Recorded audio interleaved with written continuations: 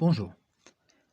Dans la série Aberrations et autres abus de la curatelle, le numéro 6 en écho à la vidéo numéro 4 intitulée La mule fiscale.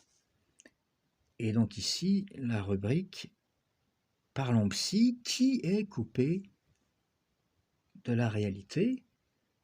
Et à cette question, on va s'intéresser en ce numéro 6 donc à l'œuvre Falleret. L'œuvre Falleret, c'est l'organisme qui est chargé en l'occurrence d'implémenter la décision judiciaire par laquelle une personne se retrouve donc mise sous curatelle ou sous tutelle, et ensuite donc Falleret intervient. C'est un organisme qui intervient pour, puisque la personne qu'on leur envoie est censée être une personne donc qui n'a pas les capacités intellectuelles, mentales, cognitives, tout ce qu'on veut, pour gérer sa vie, donc Falleret intervient pour gérer la vie, les intérêts donc de cette personne et gérer ça au mieux.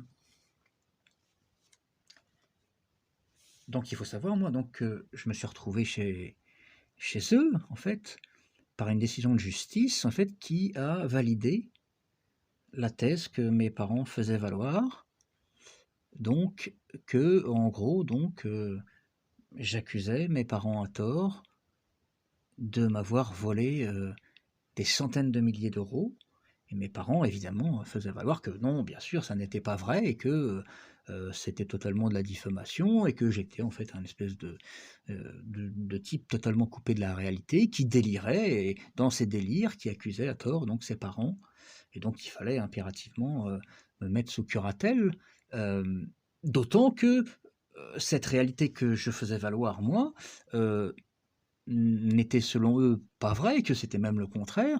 En fait, mes parents sont allés jusqu'à en fait, se plaindre comme si c'était en fait moi qui leur coûtais cher, moi qui les ruinais. Et c'est ainsi donc que je me suis retrouvé sous curatelle. En l'occurrence, donc j'ai réussi à constituer un dossier de 50 pages de preuves, donc qui prouve que toute la thèse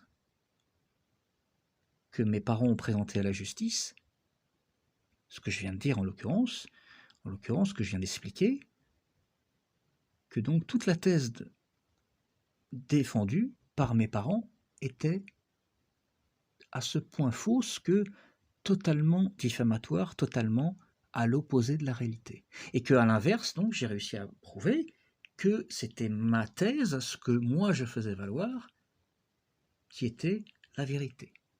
Par ce fameux dossier de 50 pages de preuves que je cite souvent donc, sur cette chaîne, dossier de 50 pages de preuves, des preuves bancaires, des preuves fiscales précisément. Falleret a donc reçu ce dossier qui donc au final prouvait que ma mise sous curatelle en fait était totalement indue, puisque ça avait été basé sur de la diffamation. Falleret, qui est censé défendre mes intérêts, aurait dû immédiatement tilter, contacter la juge de la curatelle en disant mais pourquoi on nous a envoyé ce type-là? En fait, c'est tout ce que ce type-là disait était vrai, et tout ce que ses parents ont dit contre lui était faux. Et donc c'était pas un type coupé de la réalité qui accusait à tort ses parents parce qu'il divaguait, donc, et il accusait à tort ses parents de lui avoir volé des centaines de milliers d'euros. En fait, non, il a parfaitement raison.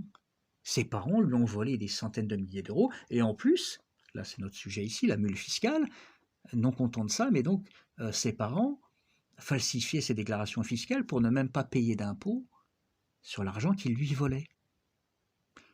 Falleret aurait dû prévenir la juge que donc ils avaient un dossier qui prouvait tout ça, et qui remettait totalement en cause la curatelle, ma mise sous curatelle. Et je précise d'ailleurs que la juge de la curatelle, évidemment aussi, je lui ai envoyé ce dossier-là. Mais Falleret,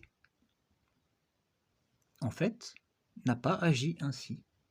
Donc ils n'ont absolument pas tilté à la réception de ce dossier de preuve, qui prouvait que j'avais raison, qui prouvait que la curatelle était indue.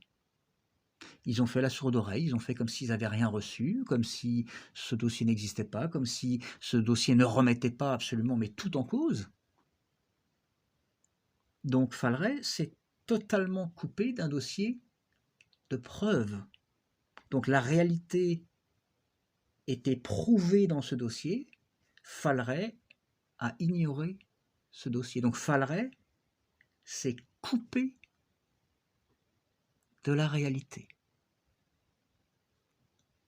Et donc il faut savoir que donc moi je vis un véritable calvaire judiciaire depuis des années à cause du fait que l'on m'a fait passer moi pour couper de la réalité. Alors que si on regarde les faits, ce sont en fait les différents intervenants de cette procédure judiciaire qui se seront, eux, totalement coupés de la vérité, totalement coupés de la réalité des faits, prouvés, puisque j'aurais réussi à prouver absolument tout. Ce dossier de 50 pages de preuves prouve tout. Tout ce que je disais, ça n'était pas du délire, c'était la réalité. Mais ce sont donc les intervenants judiciaires, et là par exemple donc Falleret, qui se coupent totalement de ces preuves et qui se coupent donc totalement de la réalité. C'est kafkaïen.